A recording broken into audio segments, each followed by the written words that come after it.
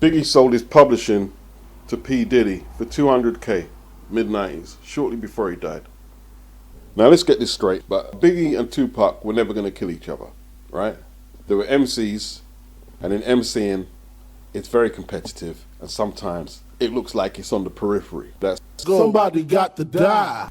They were both about to make moves to get more independence from the stranglehold of Bad Boy and Death Row. Now, in the 90s, P. Diddy was never going to give publishing back to anybody. There's just no way. But Diddy's waited until 2023 when the music industry is going to reshape itself again from how people access content and purchase content. Right now it's streaming sites, before it was ringtones, and it's going to reshape itself again because that's what the technology is doing, right? You have so much access to free music, let alone the stuff you pay for. The modern young person who is up on popular culture, their attention deficit on one particular song is not the same as someone a similar age when Biggie sold his publishing. Songs that were produced in 1995 and 2000 are basically obsolete for the most part. You might get the odd anomaly here where someone wants to license one of them throwback joints. You might get that. And Puffy is basically gave back that publishing to all them bad boy artists, knowing full well there's nothing they can do with it. You can't really do anything with Biggie's publishing right now. He only released 2 albums. All the songs have been remixed to death. They've remastered Ready to Die. And I'm assuming Life After Death has been remastered as well.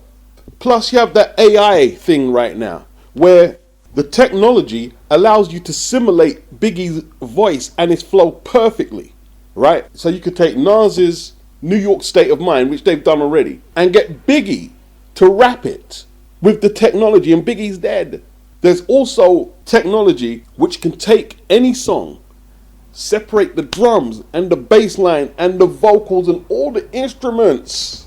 So the amount of remixes and remakes and mashups you can do with different songs is endless. Downloading individual songs and albums is dirt cheap. You can't really sell records alone and make a living. Not that you ever could, but right now, no. That's why they got these 360 deals. If you want to make money, you've got to get yourself a stage show. You've got to write. You've got to endorse other products. Giving someone their publishing right now for songs that were made in the fucking 90s and the millennium is a publicity stunt. That people who don't know what the process of studio production and engineering is all about, they're thinking, oh, that sounds pretty generous. I don't want the publishing, I want the money. Come on, y'all think he doing a good thing because he give back some publishing? Come on, man. It's not worth anything. That's Mark Curry. He doesn't want the publishing. He would prefer Diddy cut him a check for the million that he made of certain songs that Mark Curry did with him when the material was hot, when the publishing had value. He doesn't want it. And the same with Danity Kane from the girl group, from making the band. She don't want the publishing. You see, the publishing comes with a waiver where you can't say anything to smear Diddy's name. So I don't know what's going to happen with Mark Curry. You know what I mean? He probably won't get nothing at all. I don't know.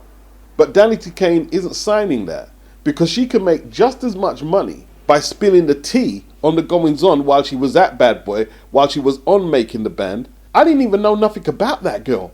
I forgot all about that girl and the girl band she was in. You know, groups like the Locks, Faith Evan and Mace will do a little better than the other Bad Boy artists who are getting back their publishing. They'll do a little better. You know, they can pass that on to their kids and their kids will get checks, but there's no way they can live off it. Mary J. Blige, she'll do okay, okay-ish. But most of them artists I named, the more popular Bad Boy artists who are still living, they've managed to adapt through the changing seasons and they're doing okay. They're doing okay. Yeah, there's a waiver. There's a waiver. When Little C's spilt the tea that Biggie sold Diddy all his publishing after he died, I don't want to say anything about his family, but one of his family members said Little C's doesn't know what he's talking about. But it's obvious that family member got a little check. Not to put Diddy out there. Funny old business. He's giving back the publishing. but he still owns the masters. Meaning, if the song plays on the radio, he still gets a piece of it. If it's played on TV or at a bar or a club, he still gets a piece of it, although he's gave you your publishing back. How it breaks down. The master copies. Owning your masters mean you own the copyright to the original sound recordings, of your music. The copyright of the sound recording is generally owned by the artist or record label that they are signed to.